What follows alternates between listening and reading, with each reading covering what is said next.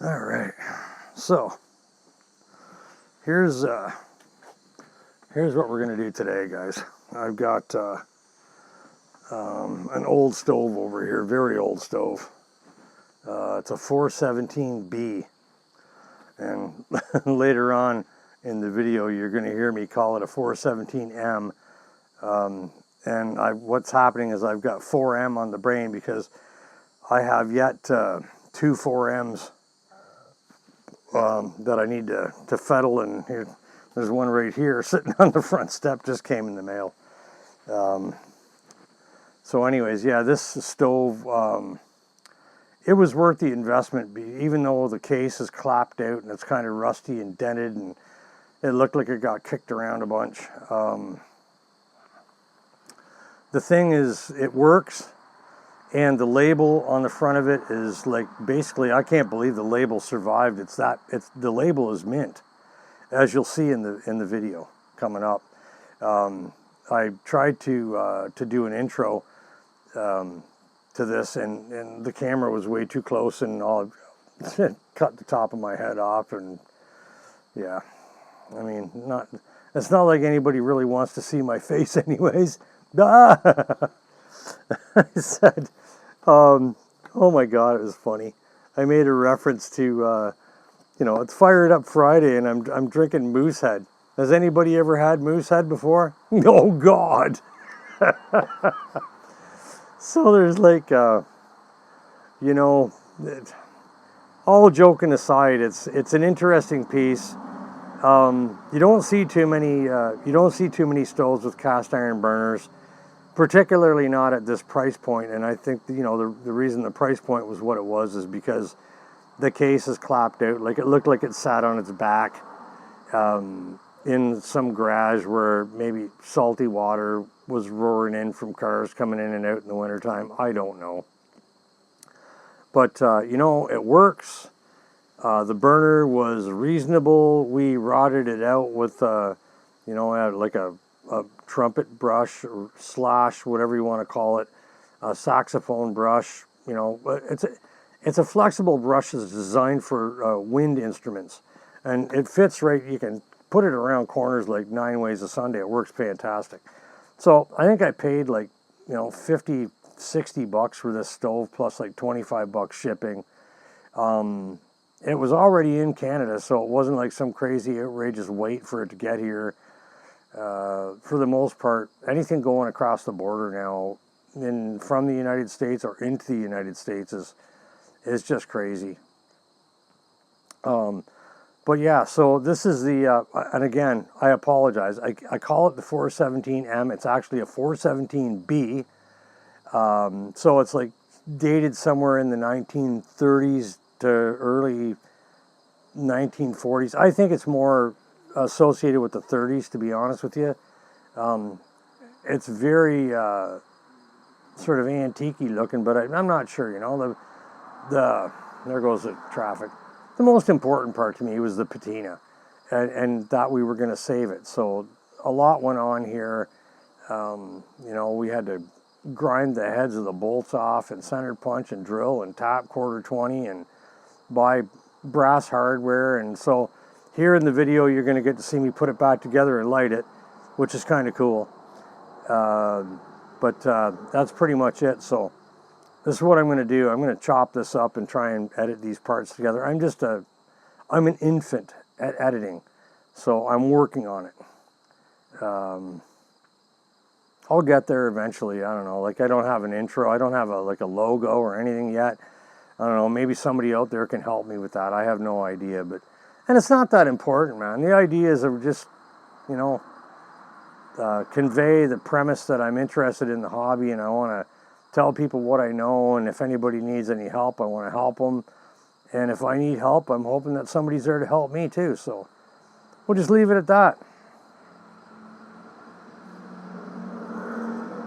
All right. Little 5-ton dump truck goes by. A little pause. We'll do an edit. We'll put this in with the other video, and we'll go with that. The stove will start. We'll start with the label. Right, so that label is like mint. For me, it was like, holy, look at that label. Now, but the stove is like, it's pretty clapped out, man. Like you can see over here in the corner, like this is kind of rotted. Like it looked like it sat on its backside in somebody's garage and you know, that's clapped out. It's pretty clapped out. But, you know, it's all here. There's the legs. The grill looks okay. And the burner. So, the burner is good. We've already tested it.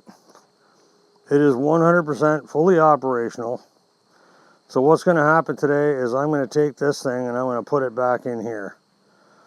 And then we're going to light it up. So I've got the tank for it right there. And sorry, I don't mean to spin these around. I'm hoping nobody's getting dizzy. You know, spatial orientation is important. But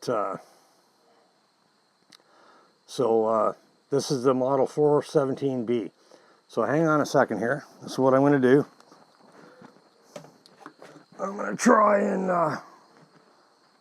and do this. So there isn't going to be any close-ups, guys. What I want to do is just make sure that I got the whole thing in the frame, and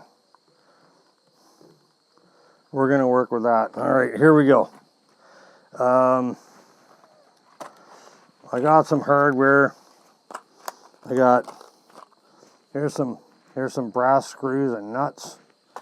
And here in this package, I believe are brass washers. So this is where we're going with this. All right, off to playtime. I'll try and keep my my nasty little fingers out from in front of things that you want to see. Okay, we're going to open this up. And so we're going to need 2 of these. Hello.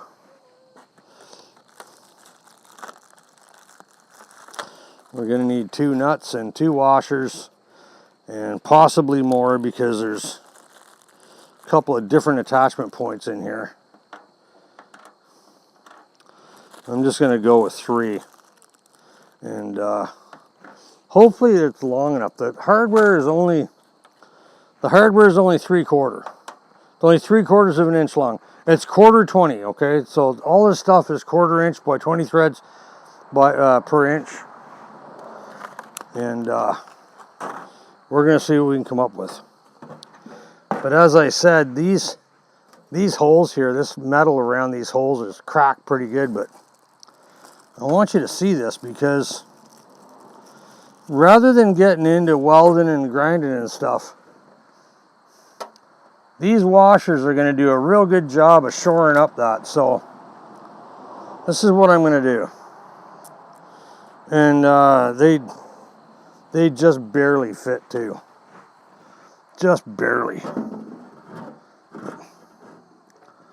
We've already gone through this whole thing. So, okay, so the trick is I'm just going to thread this in. We'll get that one sort of semi-snugged up. All right. And we'll move on to the other one. Same thing. And obviously we're going to need to, we've got adjusting to do here, guys. But this was the bad side. It was really messed up.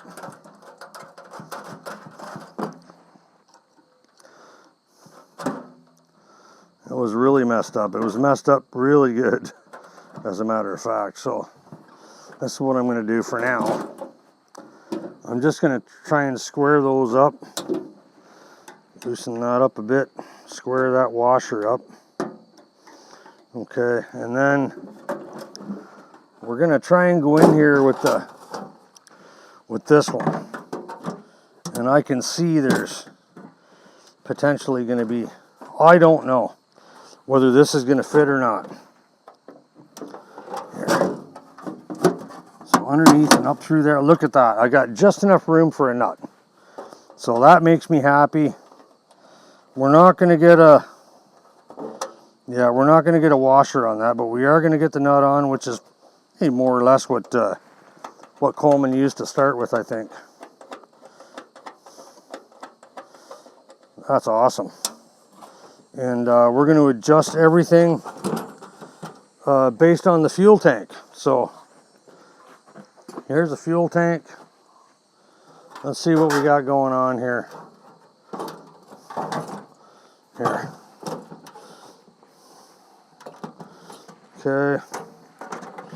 I'm thinking all the way back as far as it'll go. It's probably the place it wants to live. So that's exactly what we're going to do. What it looks like.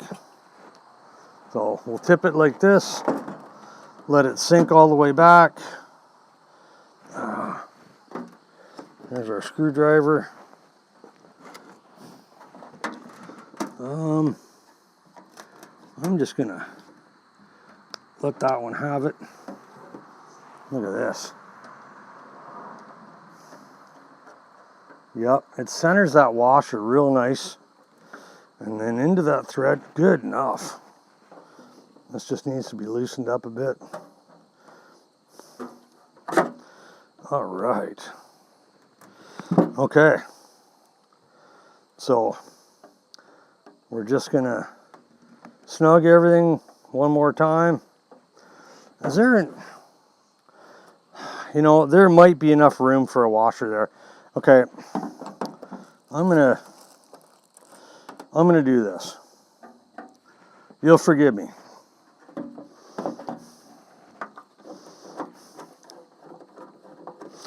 I'm going to put a washer under there just because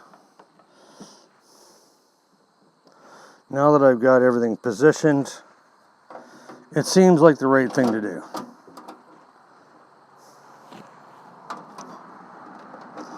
It really does seem like the right thing to do. Shoot.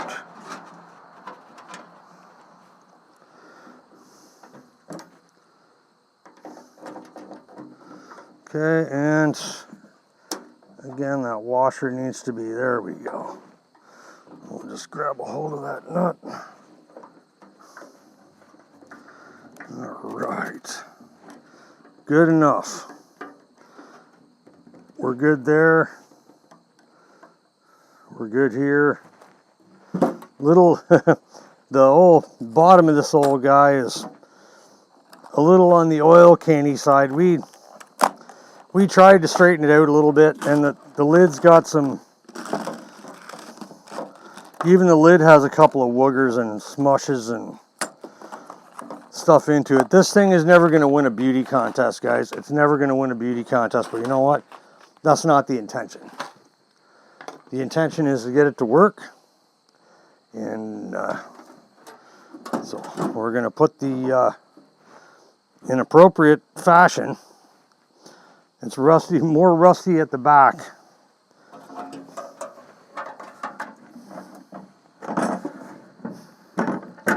Sorry, I don't mean to have my back to you guys. And again, same thing on this side, more rusty at the back. This just preserves the patina of the stove.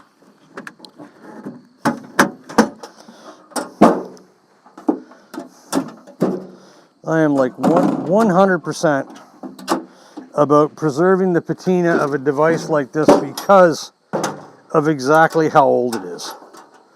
This stove would probably be from the 30s. Might even be older. It's very difficult to know. But this is what we're going to do.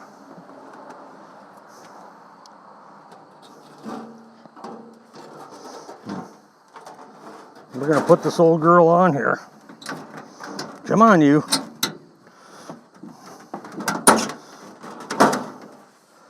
And we're going to do this.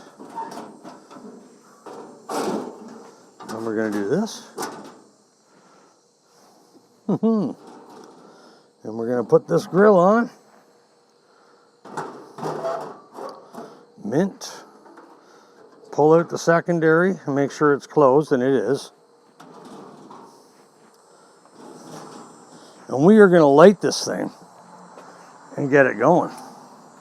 Yes, we are. All right. I love it.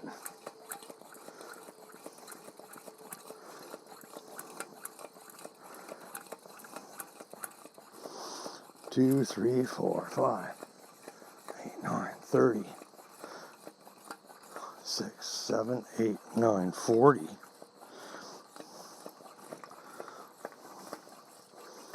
There. 50 pumps. Got about, I don't know, maybe a third of a tank of fuel in there.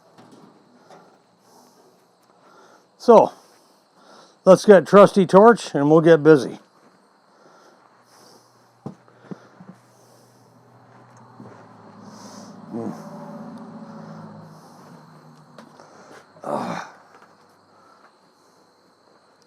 Nice.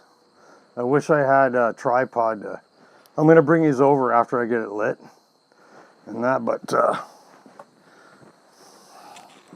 today we're having moose head. Have you ever had moose head? Oh God. If you're not laughing, you don't share my sense of humor. I'm sorry. Okay. We'll do a little preheat on the generator, maybe just a bit. But open it up. Like when you're lighting one of these stoves, guys, don't pussyfoot it. Like just open the valve fully.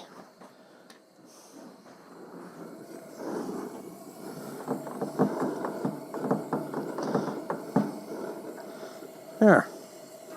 She's already rocking. That's what a clean generator will do for you. It comes up the temperature, we're good. Secondary.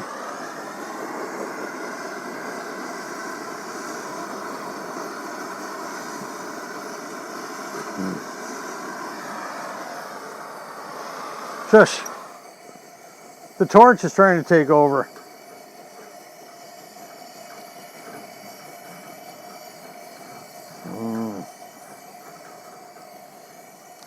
I can see my hair winding up in there and catching fire.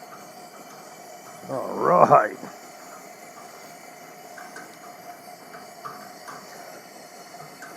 I mean, it doesn't really need to be open all the way, but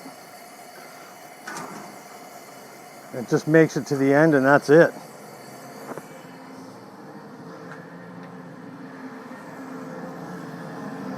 What a beaut.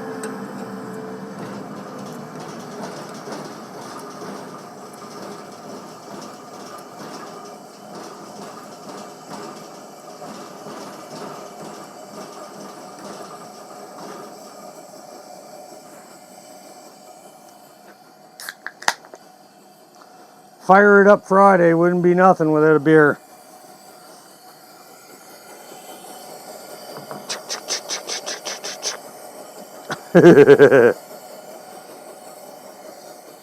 Guess who's going to sit here and burn for a while? So, I don't know if you guys, here, let's talk about this. I don't know if you guys, first of all, we're going to take a look at it.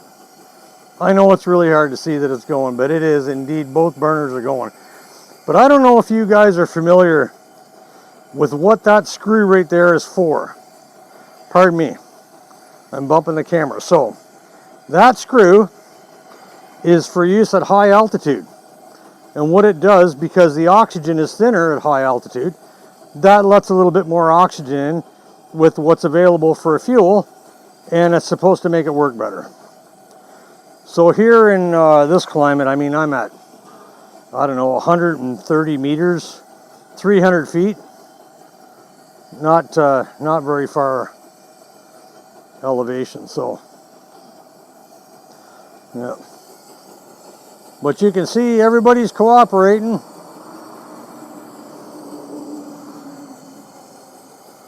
You know, and it's unfortunate that the thing's a little clapped out in the corners, right, you know. on the other side, but